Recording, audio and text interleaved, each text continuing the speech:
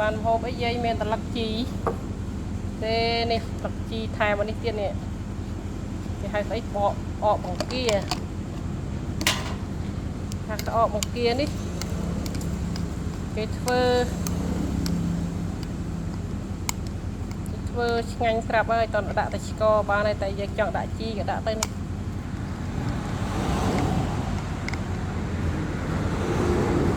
ថែមស្ករបានហើយ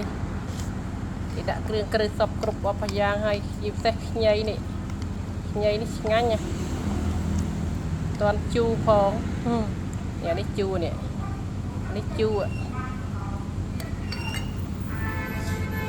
នេះជូរគេថាគ្រាន់តែថែមស្ករ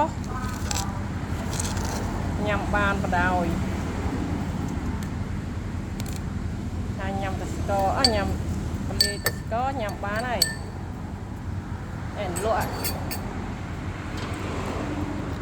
លក់មានអីខ្លះលក់